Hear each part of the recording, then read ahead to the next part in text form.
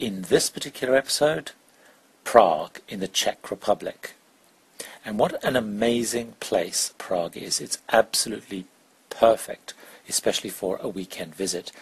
I've been to Prague, as I mentioned, the capital of the Czech Republic, twice over the last 10 years or so, and realized that both times I'd only ever seen the airport to the hotel, to the meeting room, and back to the hotel. So I decided it was time to change that and arranged a 3-night long weekend visit. And having done it, I wish I'd done it an awful lot sooner. Prague in recent years has had a reputation of being a bit of a tourist nightmare in some ways, renowned at one time for rowdy stag and hen weekends, largely people from the UK arriving on low-cost flights, and in summer being rammed full, especially with US tourists who have added Prague as a must-see destination in their European schedule along with Paris. Now it's clear that Prague is still a very popular destination. It's apparently the 6th most visited city in Europe, which I read somewhere, not if that means anything. But as the heart of the old part of the city is quite compact and small, it does feel incredibly busy as tourists all walk and work a fairly small route in a fairly small area, as all the must-see attractions are in that kind of very intense area. So it does probably feel a pretty busy city to be in. Now the city centre itself is quite remarkable. It's very ancient, undisturbed, and almost fairy tale-like. Now this is helped by the fact that it was occupied by the Germans in the Second World War, and it wasn't bombed during its liberation. And it seems then that all the development of sort of new residential and tower blocks has actually been made well outside of the centre. And if you go up the hills which are sort of within the old city, you can see, looking further out, what appears to be rather unattractive developments out of the city.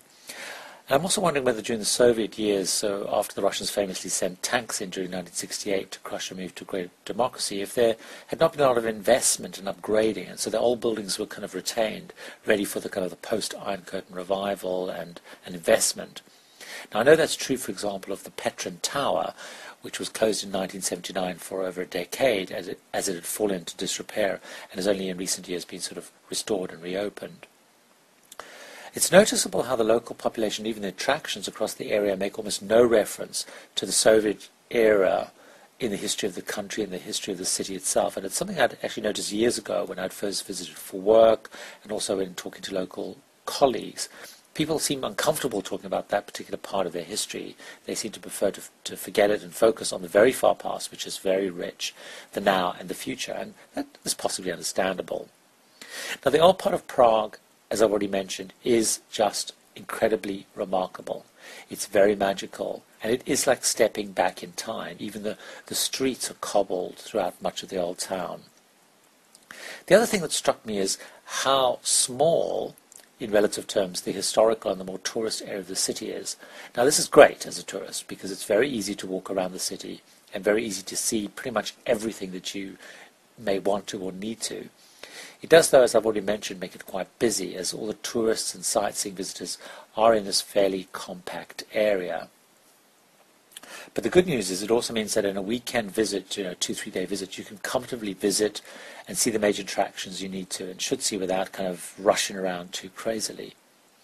Now the centre of Prague was incredibly neat and incredibly clean.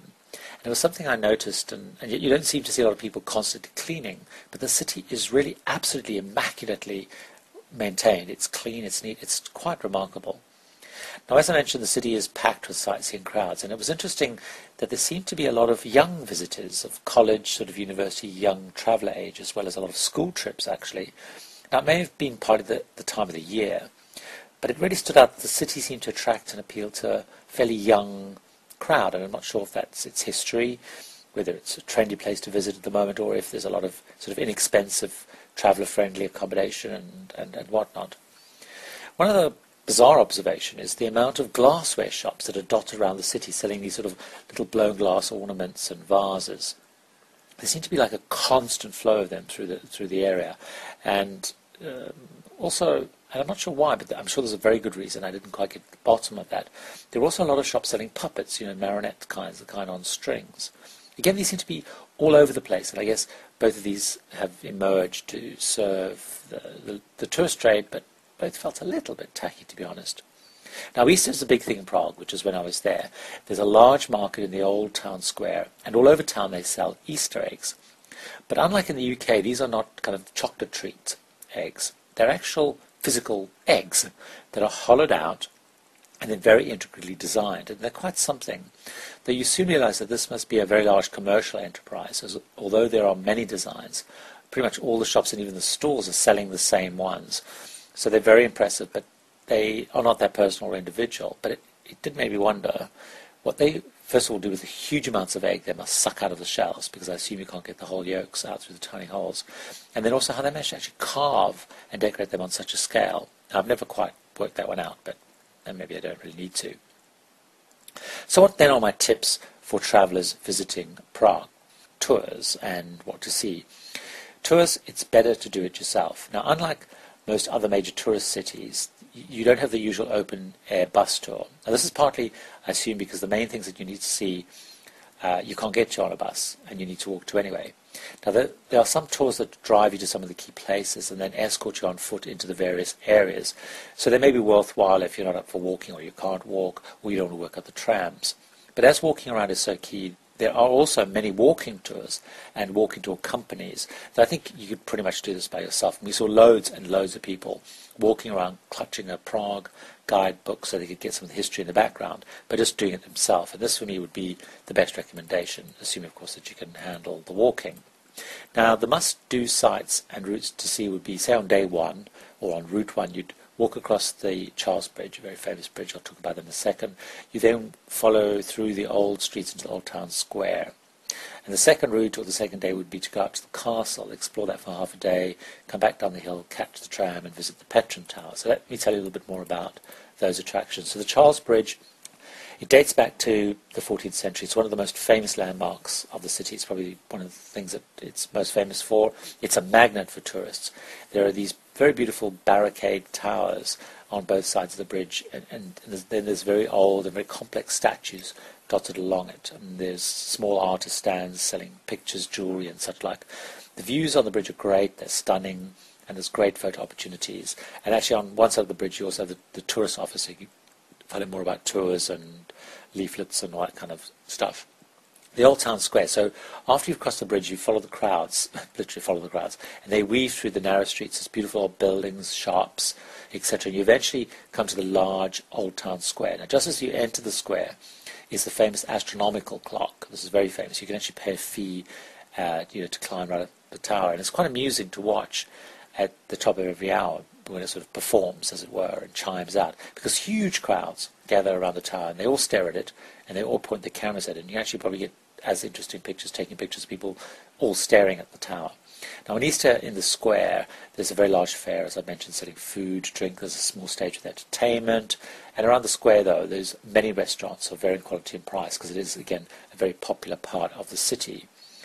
Now, because it's such an old attraction, there are not only restaurants, but there's many shops and other smaller sort of interesting little destinations. So, for example, one of the more popular ones is the Chocolate Museum, and there's a sweet and chocolate shop attached to it. Now, the museum itself has a fee to enter, but in the shop they do demonstrations on making this kind of the rock and sort of hard sweets, and that attracts a really big audience, actually. It's quite entertaining to watch how they do it all. The castle. Now, the castle is a huge complex. It looks over the city from the top of a steep hill. And this complex is just quite something. It's a city within a city. It's very impressive, and not surprising, it's very popular. We actually strolled up the steep hill from, I think, Leicester Town Square, and that was very nice. There's little shops and restaurants up the hill. And once you get to the top of the hill, there's great views. Now, you enter through these really impressive gates, and they have guards that, of course, people inevitably try and make laugh when they pose at them. But very impressive gates, very striking, beautifully crafted buildings. And then you come to this large square, which is all surrounded by the buildings, and you have to queue to get tickets. And the ticket thing is not very efficient, to be honest. It's a little bit shambolic, and part of the problem is they take almost any currency, and so they keep having to work out rates and things. Now, the problem is if you want to hire an audio tour, you have to go to a different line for that. But anyway, that's you just have to put up with that. There are two main tickets you can basically buy one which lets you do pretty much all of the buildings in the complex that are open to the public, and one which is a slightly smaller one where you go to 5 different buildings. So that's the one that we actually chose, and that was probably plenty